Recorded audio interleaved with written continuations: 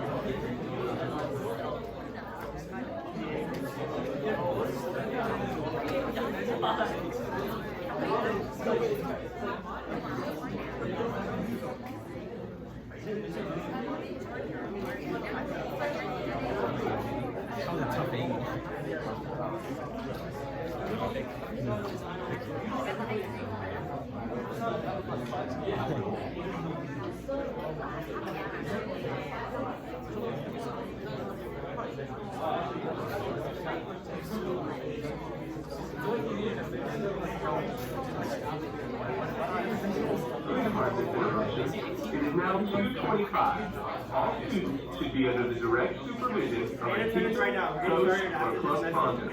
Any student waiting to arrive should move immediately to the blue benches near the bus lane at the front of the school. Thanks, and have a great day.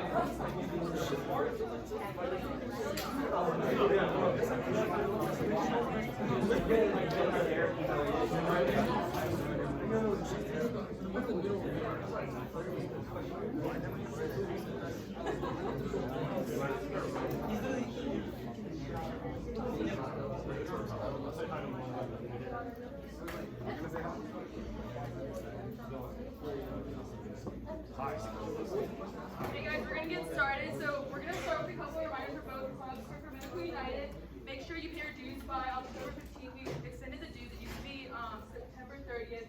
But we gave y'all a couple more days. And this is to ensure your t-shirt and membership. And then our next meeting is October 3rd in the theater lobby. And then for Party Vibes Matter, make sure you also pay your memberships by 10:15. That's the same day. It's a Saturday, so keep that in mind. And then if you were at our last meeting, you know we talked about the fundraiser for t-shirts. So make sure you do that. It's not on my payments plus yet. We'll send out the talking points for that. But make sure you just keep an eye on that. Get ready to buy and sell, and you know. And then our next meeting is on October 17th. That's a Monday, so just be ready to come. It'll either be in the cafeteria or orchestra room. Again, all that information will be out on Instagram or talking points. Okay, introducing Haney. So he's from Northside Hospital and he's a community health advocate. And he will be talking to y'all today about vaping and its effects. So let's give a round of applause.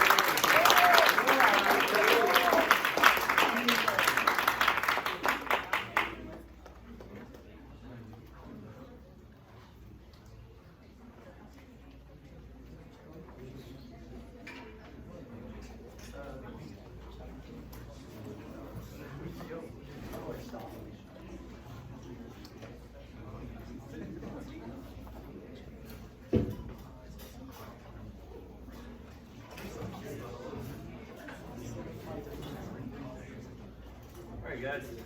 Good afternoon. Thank you guys for having me out today. My name is Haney. I work for Northside Hospital Cancer Institute.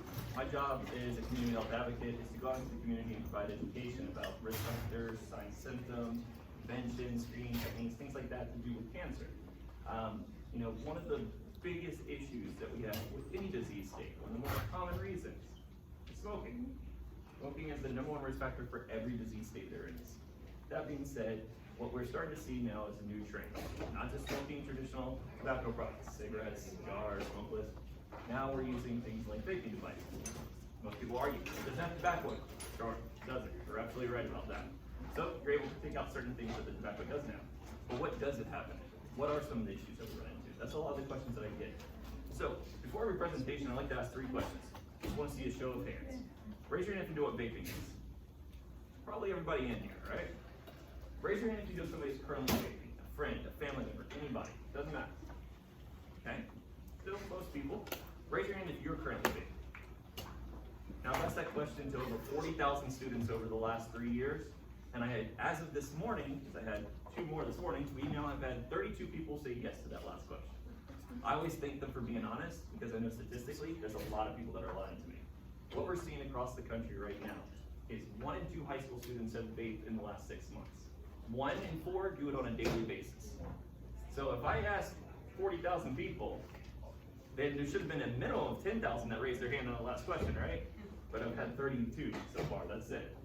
So I'm never here to get anybody in trouble or anything else. I just want to provide information. You do with that information what you want. Now, when we talk about tobacco products, what's the addictive quality?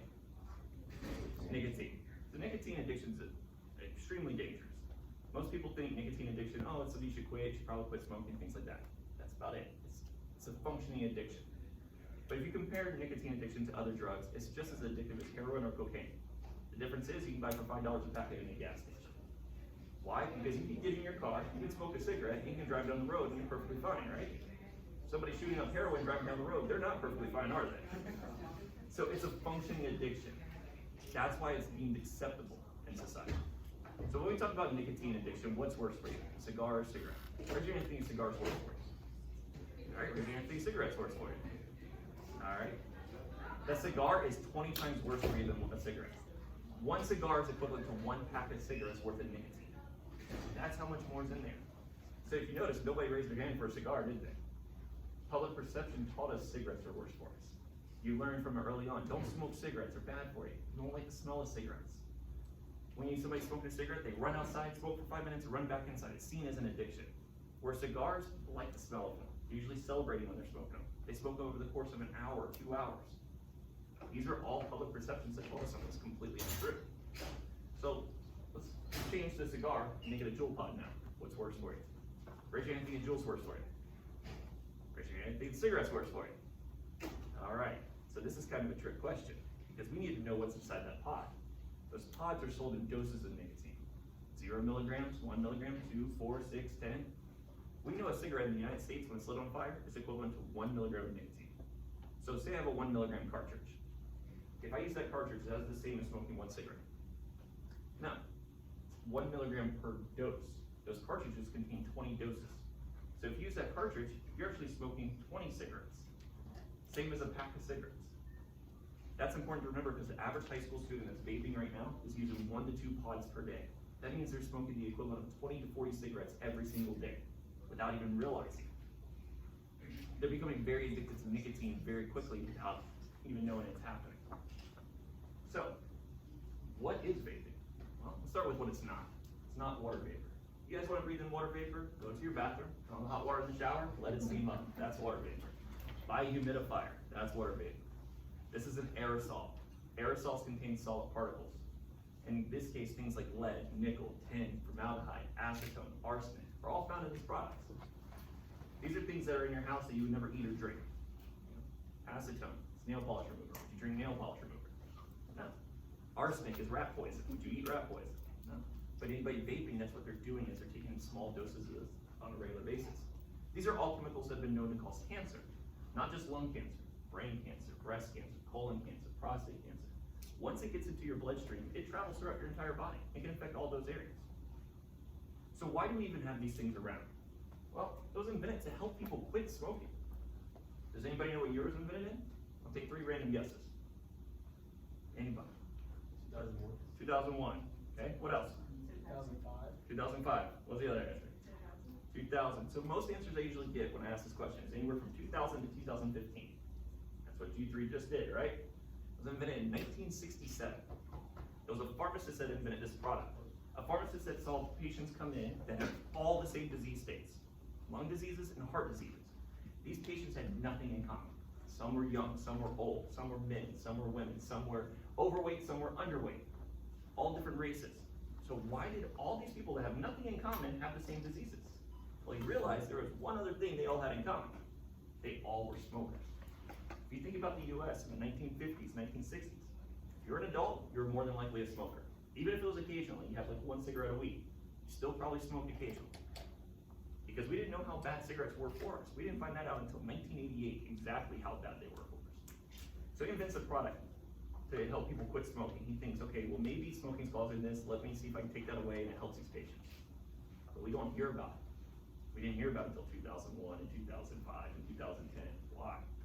Well, if you're a tobacco company, somebody's invented a product to put you out of business. You want the world to know about it. No. So they tried to sue the guy. Lawsuits they can never win. They had teams of lawyers and millions of dollars though. This was one person that would have to fight these lawsuits and dragged out through courts over many years, all while not making any money off of this product. So he said, you know what, forget it, I'm not gonna even do anything with the patent, I'm just gonna leave it there. In 1988, we found out exactly how bad cigarettes were for us. All the long-term studies have been completed at this point. We can tell you every long-term disease that was gonna come from cigarettes. We determined over 400,000 people die every single year directly attributed to cigarette-related deaths. 400,000 people every single year we expect to die. It's okay. That's what we've deemed acceptable. So now all of a sudden that report comes out. We understand why those people had heart diseases and lung diseases. People that were smoking are now either dying or being told you have to quit or you're going to die. Tobacco companies don't care about those people. Those people were going to die anyways. They weren't trying to sell cigarettes to them. Who were they trying to sell cigarettes to? You guys. Why? Because you have a longer lifespan ahead of you. Get you to smoke at an early age, you're going to be a pack-a-day smoker for 20 years on average. That's the goal. But now teenagers aren't smoking like they once were because they see their parents, their grandparents start to die off of it. Schools are now teaching that at an early age, smoking's bad for you, it's horrible for you, this is why you don't do it. So the number of teenagers smoking starts dropping. The number of people that are already smoking starts dropping. What happens to the tobacco companies? They lose a bunch of money, right? In fact, they lost $85 billion over the next 20 years. If you're the CEO of a company, you just lost $85 billion for your company over 20 years. Do you still have your job? No. They're gonna throw you out the door. The next CEO comes in, it's like, you know what? I like my job, I wanna be successful, but if I do the same thing, I'm gonna get fired too. So what can I do differently? Why won't teenagers smoke anymore? How can we fix this? They start looking at this other graph. Number of teenagers smoking cigarettes going down every year. Number of teenagers smoking e-cigarettes or vaping is going up every year. At the end of the day, what's the same drug that they're selling? Nicotine. So he thinks, why are they okay with their nicotine but not my nicotine? And then more importantly, instead of trying to figure out the answer to that, can I just use their nicotine to get them addicted and then I'll convert them to a cigarette smoker? So that's what they pour their money into doing. They start buying up the e-cigarette industry. These are all the tobacco companies that did that. Have you guys ever heard of those companies? Probably not, but you know their products. Things like Marlboro cigarettes, Parliament, Swisher Sweets, Black & Mild, Copenhagen, Skoal, Newport. These are all made by these companies. So why would you know the product but not the company name? It's by design. You go on social media and you complain about Marlboro cigarettes gave your grandfather lung cancer. Marlboro comes out and it's like, oh, this is Marlboro Light, this is Marlboro Silver, this is different. They rebrand the product, change the packaging, sell it as something different. Meanwhile, Altria Group, who owns the company, owns Marlboro cigarettes, donates money to charity. They use community service. They host fundraisers. They're seen as a good company providing back to the world, all while knowingly killing over 400,000 people every single year. So because you complained about the product, they rebrand the product, change it, move on. If you complain about the company, it's very difficult to rebrand the company and move on. Everybody knows Comcast, right? Does everybody know Xfinity? What's the difference between the two? Nothing. They're the exact same company. But in the early 2000s, Comcast had such bad customer service whenever you had issues. When you called their call center, you got nowhere. You didn't have good customer service. So instead of fixing their customer service, they rebranded the entire company and started calling it Xfinity. The only problem is customer service was never fixed, and they had the exact same problem with Xfinity. Now we always hear Comcast by Xfinity, right? It's very expensive to rebrand a company, and it usually doesn't work. So that's why they want you to know the product's names but not their company name. Because at the end of the day, Altria Group is a publicly traded company. If everybody all of a sudden decides to sell their stock because they're doing a bunch of bad things, they lose a lot of money. So that's why they don't want you to know, hey, we're Marlboro cigarettes. They're Altria Group. So they're targeting you. What does that mean? How does that look? Well, this is the evolution of the devices throughout the years. The Cigalite was the original e-cigarette. Does anybody know why they failed with this? It looks like a cigarette. In the 1990s, we have a complete cultural change. Nobody wants to be around the person smoking anymore. You guys are lucky, you never grew up where you walk into a restaurant and the first question you're asked is smoking or not. There used to be two sides to every restaurant. The non-smoking side still had smoke on it, it's just people weren't actively smoking on that side. You know, you get in a car now. Do you look for the ashtrays? Used to be an ashtray built into every single door of the car. Usually one in the front. At least one cigarette lighter, if it was a nice car, had 2 cigarette lighters. Now you get in a car, if it's a nice car, you probably have 6 to 8 places to plug your cell phone in it, and anything else you need to charge, right? No ashtrays, no cigarette lighters. Get on an airplane. You don't have to worry about the person smoking in front of you on the airplane, do you? Think about that, being on an airplane and it's filled with smoke. These are all things that were very normal up until 1988 when that report came out, and everything had to change. So the Cigalite looked like a cigarette. You're walking down the street, somebody lights a cigarette, do you want to walk behind them? No, you don't want to breathe in the secondhand smoke. Somebody pulls out a Cigalite, will you walk behind them?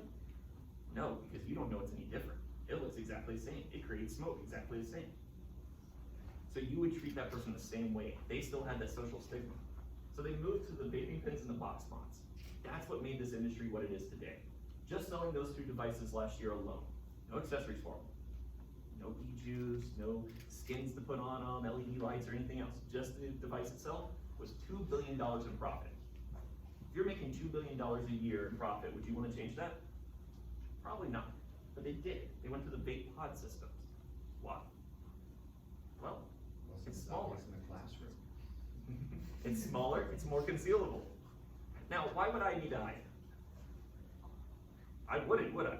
If I use any of those products driving in my car, does anybody care? If you guys use any of those products, do people care?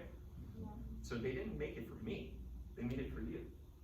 They made it where you can fit inside your fist, nobody can see it. Take a puff of it, blow it into your sleep. Plug it into your computer to charge. Your mom comes in your room, oh, I'm saving my homework. You know, simple things, hides in plain sight. So I asked you guys earlier if you know somebody that's currently vaping. Have you ever seen or heard of somebody vaping in school? Just raise your hand. Okay. In a bathroom, things like that. What about in a classroom? Not even they go into the bathroom. They literally sat in a class and did it in class. Raise your hand again. It happens at every single high school across the country every single day. I literally was doing this presentation at a high school out in Cobb County and had a girl vaping in the back of the presentation. And you know, it's one of those things. Like I said, I presented to over 40,000 people on this topic. I knew exactly what was going on. So I just kind of calmly walked back there and I was like, huh, it smells like cookies back here. She got very flustered very quickly. I was like, oh, it's my perfume. I have never known anybody to have cookie scented perfume in my life. I wasn't there to get her in trouble. I just wanted her to be aware. I know what she's doing. Because not only do I talk to students, I also talk to parents and teachers. I'm not trying to get anybody in trouble. What I'm trying to do is alert them of a possible addiction and how to handle that. I always tell them, you shouldn't just punish, you should teach. It is an addiction. Help the child. If a child goes to their parent and says, I'm addicted to heroin, they're not just gonna punish you. They're gonna go get you help and get you checked into rehab. This is just as addictive. So again, when I teach your parents about stuff like this, I show them a couple other slides that show them certain signs to look out for you guys, just so they know if you're doing this or not. What to look for in your rooms, things like that.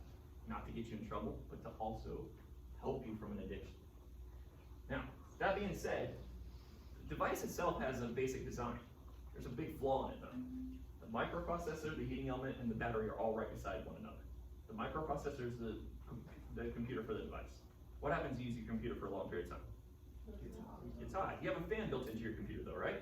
You can hear it cut on, even feel it cut on. There's no fan or ventilation in these.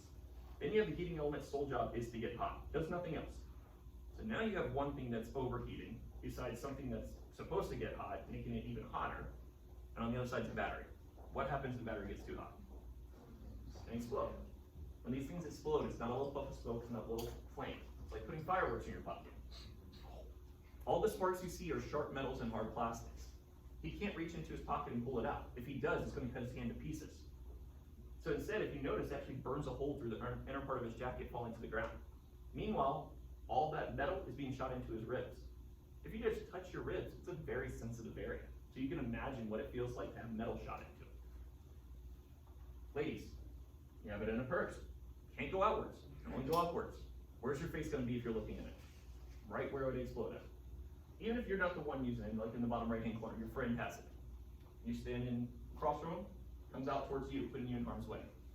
Now what if it was in your mouth when it exploded? In your hand? These are all people that happen to. Guy in the left-hand corner, he had it in his mouth when it exploded. He said it basically turned into a rocket, shoving his front teeth halfway through the roof of his mouth. He has a GoFundMe page for $16,000 to pay for reconstructive surgery of his mouth because his health insurance says it's cosmetic surgery and they refuse to pay for it. So meanwhile, while he's waiting for strangers online to give him $16,000, he's walking around looking like that, trying to bite into an apple. Kind of hard, right? Guy in the bottom right-hand corner, he was taking it away from his mouth when it exploded. All the black and dark red areas you see are 2nd and 3rd degree burns. Those are going to be on his face for the rest of his life. Unless, again, he has cosmetic surgery to pay for it, or to fix it, and it probably won't be paid for by health insurance. Even with people that had it in their hand or in their legs. The very first death in vaping happened in February 2019 in Dallas, Texas. It's a 21-year-old male sitting in his car vaping. According to the companies, he was the person that should be vaping. He was over 18, he'd been smoking cigarettes for 3 years, and was using this as a way to quit smoking cigarettes. He would even go to the point of measuring out exactly 1 milligram of each use. That way he never took in the equivalent of more than 1 cigarette. He did everything right. It exploded while it was in his mouth. Shot metal down his throat, into his face, into his chest, severs his carotid artery. Luckily for him, he was in a busy mall parking lot. People saw it happen, called 911. Paramedics got him to the hospital, stopped the bleeding in time. Unfortunately though, he developed blood clots from the injury and died of a stroke in the middle of the night in his sleep. He did everything right, was the person that should be using it, and still died because of the defective design and battery. That shows you, no matter how much you know, you can know everything there is about vaping devices, how to use them, what not to do, what to do. You're still relying on a billion-dollar company to not save a couple extra dollars by cutting corners. Are you guys willing to do that? Because the reward is you get to vape. The possible consequence is you could die. Is that worth it? That's what you have to start thinking about. So, why am I talking to you guys about this? Because of the trend we've seen over the last decade among teenagers vaping. It's an 1,800% increase from 2011 to 2019 in teenagers vaping. 1,800% in the medical world is unheard of. We should never see something that high. You know, usually we talk about a 5% increase, a 20% increase at most. When we saw 1,800%, that's astronomical. We went from about 70,000 teenagers vaping in 2011 to 5.3 million by the time 2019 rolled around. We went from adding tens of thousands per year to adding millions per year. 1 in 4 high school students vape on a daily basis. 1 in 2 have tried it over the last 6 months. 1 in 9 middle school students vape on a daily basis. 1 in 5 have tried it over the last 6 months. Total number 5.3 million at the end of 2019. The stats that we're looking for this year, because we've been doing a little bit more longer term block since they deemed an epidemic, that number is going to be over 7 million. This has gotten to the point it's so bad that the US Surgeon General called this an epidemic for your generation. They're actually looking at this one issue to lower your life expectancy. Every generation should have a slightly longer life expectancy than the generation before this. You have more access to healthcare, more knowledge in the world, better technology. These are all things that drive that life expectancy. Now they're looking at the generation before you to live slightly longer than you guys, all because of this one issue. All this is important because if you are vaping, you are 4 times more likely to switch to cigarettes within 6 months. That's why the cigarette companies bought the vaping industry. They don't care about you guys vaping. They don't want to sell vaping products to you. They want to sell cigarettes. Vaping was a way to get you to buy cigarettes, get you addicted to nicotine, sell you cigarettes. There's a lot more money to be made in cigarettes than there is in vaping. If I sell you a vaping device for $20, you're gonna make about $12 in profit on it. If I sell you a pack of cigarettes for $5, you're gonna make about $4.97 in profit. It costs nothing to make cigarettes and distribute them. That's why they want to sell cigarettes, not vaping products. This was just a way they had to get you addicted to nicotine, and your generation was more okay with this type of nicotine. Out of everybody vaping in the country right now, 40% are people that never touched a tobacco product a day in their life. So they're saying their main goal is to get people to stop using tobacco products by vaping. That's their mission statement. They are succeeding 60% of the time. You guys succeed 60% of the time on all your tests for the rest of the year. Do you get past your classes? They're making billions of dollars in doing that and failing, basically. So one of two things are happening. Either lying or they're lucky. You guys will get lucky every now and then. Like, nobody's making $1 billion by being lucky. They're obviously lying about what they're doing. I'm gonna show you how, just in advertisements alone. These are some cigarette ads from the 1940s, 50s, and 60s. Does anything look unusual about those ads? Yeah, there's kids and baby on it. The reason for that was to create a sense of normalcy for children to be around cigarettes during this time period. Because if you're a child and you're watching your mom or dad smoke, and you're like, oh, when I get old enough, I get to do that. It's so cool. Look, the guy on TV's doing it, whatever it may be. They knew statistically, if you were to hold a pack of cigarettes during this time period, you were 5 times more likely to start smoking. So if you're a good son, good daughter, more than likely your parents smoked in the 1950s at this point. You would go after dinner and get their cigarettes and bring them to them so they can have an after dinner cigarette. But when you go to the kitchen to grab the cigarettes, when they're in the living room, as you start to walk out, you take one and slide it in your pocket. Next day when they're not there, you smoke it. Next time you do it, take a couple more. Eventually you're taking a whole pack because your dad has a carton. He's not thinking the pack's missing. The average person smoking during this time period started between the ages of 10 and 12 years old. The average person vaping right now is starting between the ages of 11 and 13 years old. So it's the exact same trend. Top right hand corner is Willie Mays. Willie Mays is one of the greatest baseball players to ever live. He used to do a cigarette ad saying, before every game, smoke a couple cigarettes, it makes me a better player. Did it make him a better player? No. If anything, it made him worse. He had to retire early due to health complications caused by smoking cigarettes. If he got to play a full career, he probably would have broken every record there was. I'm from Atlanta. I love Hank Aaron. He would have broken Hank Aaron's home run record more than likely if he got to play a full career. He was that good. But because of cigarettes, he didn't get to do so. Bottom right hand corner is a doctor. Doctors prescribe cigarettes for their patients during this time period. They knew the side effects of cigarettes would actually help out certain issues. He had anxiety problems, smoke cigarettes. Trouble focusing, smoke cigarettes. Digestive problems, smoke cigarettes. They knew the side effects would help all of those things. They didn't know what other diseases they were causing though. Because again, we didn't find that out until 1988. They used to tell pregnant women, smoke cigarettes while you're pregnant. Because they knew it would make the baby smaller. And if the baby's smaller, it's an easy delivery for the mother. What they didn't know anything about was premature births. It wasn't until the late 70s that we found out that smoking was causing premature births. All of a sudden, we're like, don't smoke while you're pregnant. It's the worst thing you do. The number of premature births dropped by 90% in the first 9 months after we found that out. So think how many kids died because their mom was told to smoke while she was pregnant. And even the ones that survived had lifelong illnesses like asthma. All because of something we didn't understand. We hadn't gotten to that point yet. So all this is important because we're doing the exact same thing now. Back to school blowout sale. This company was asked, why are you running back to school sales? It's targeting children. It's promoting it towards kids. Their excuse? It's not for the kids. It's for their parents. Their parents have anxiety about them going back to school. Did your parents have anxiety about you guys going back to school? Did some celebrate the first day you walked out? Yes. Possibly. This company was doing exactly what those ads used to do with babies and kids on them. It creates a sense of normalcy for children to be around. You think about, you're coming back to school. You're gonna go back to school shopping. Do clothes, pens, papers, book bags. Oh, don't forget your vaping products. That's what they're trying to do. Just lump it in with all the other sales. So you would think naturally this is normal. Bottom left hand corner is a Juul ad. Juul runs 2 marketing campaigns. One for people over 35, one for people under 25. The over 35 range are television-based ads. They're very serious, somber ads. People usually in their 60s, 70s saying, I made this horrible mistake of smoking when I was younger. I've never been able to quit, but with Juul, I made the switch. They would always say, made the switch. Why? Because did they quit their addiction? They switched their addiction to a different form of it, right? The other ads look like this. Younger people smiling, having a good time. Bright colors, talks about flavorings a lot of times. They're print-based ads, usually in magazines or on websites that the target demographics is 10 to 25 years old.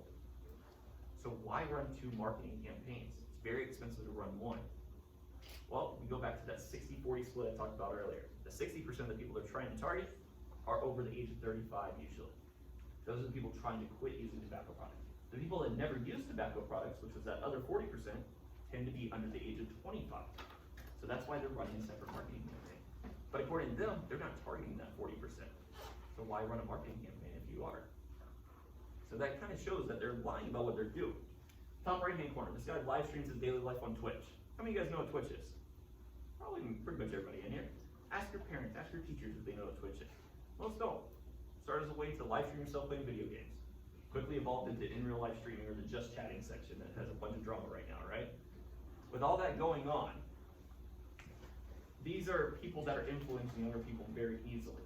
More access to you guys. If I wanted to get the equivalent of Willie Mays to do a vaping ad for me, that's going to be somebody like Patrick Mahomes, LeBron James, Tom Brady, somebody like that, somebody top of their sport, well known, across the board. That's going to cost millions and millions of dollars to do, right?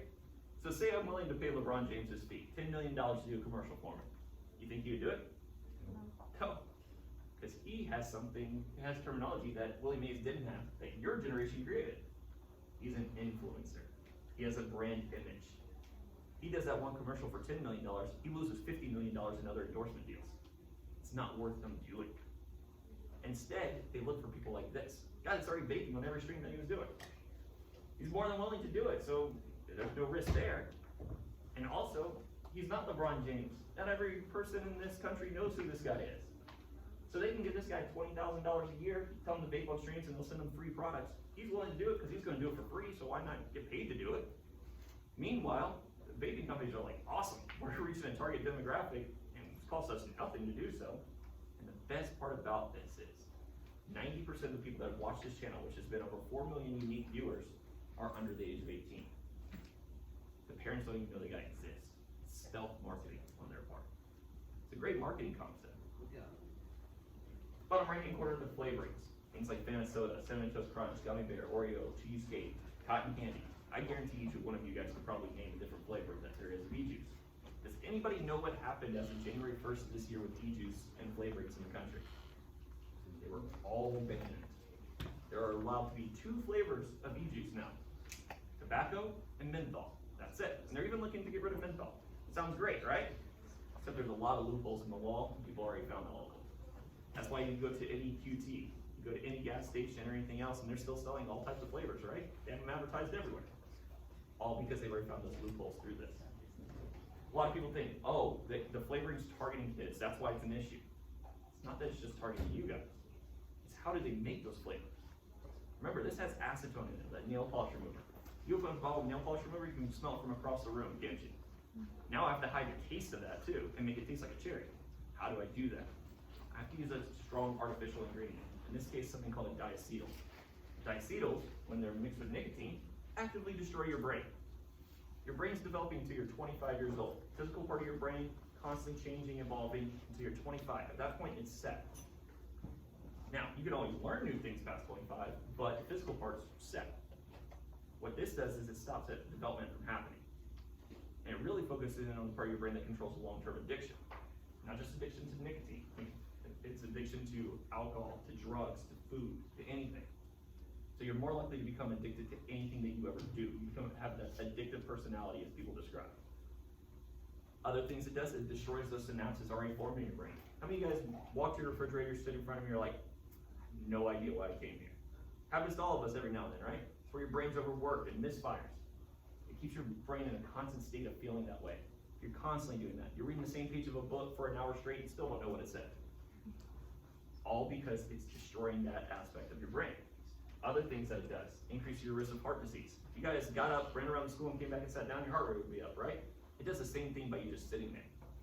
So because your brain is smart enough to realize, hey, we're not exercising, but the heart rate's going out of control. Its only rational conclusion is you gain 90 pounds. That's how you're perceived, your heart perceives you by how hard it's working. You became 90 pounds overweight. Increase your risk of blood clots. We talked about the guy in Dallas, Texas, getting that injury. He had a higher chance of getting a blood clot. Unfortunately, he did, and it also narrowed the blood vessels within his brain, causing that stroke. And then the toxic metals they're made out of. Nobody intends for you to eat the metals. No, you're going to chew on your device. But what those coils are doing is sitting there soaking in liquid for long periods of time. What happens when metal soaks in liquid? It breaks down, it rusts. Now you're ingesting that. Other things that it does, we talked about the batteries exploding, but what about the e-juice itself? What if you're to drink that? It's kind of stupid. You're like, why would I do that? If you're 3 years old, it looks like apple juice. It smells like cotton candy. It has pictures of gummy bears on the bottle. Would you drink it then? We've had thousands of cases of moms, dads, brothers, sisters, somebody leaving out. Toddler got a hold of it, drank it, put them in cardiac arrest, killing them.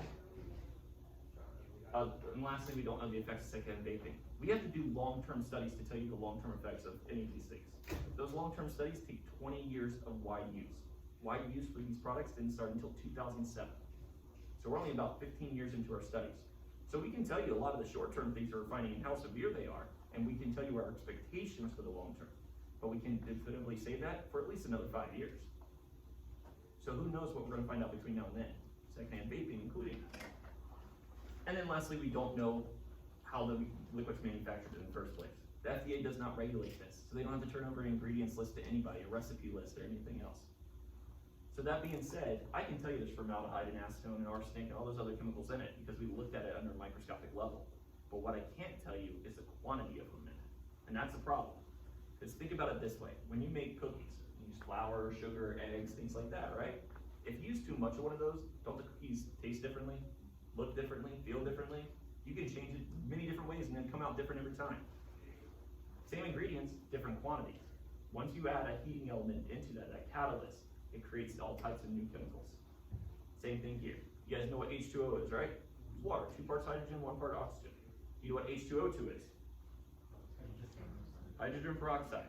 Goes from something you have to drink to survive to something you drink too much of will kill you just by adding 1 additional particle of oxygen, right?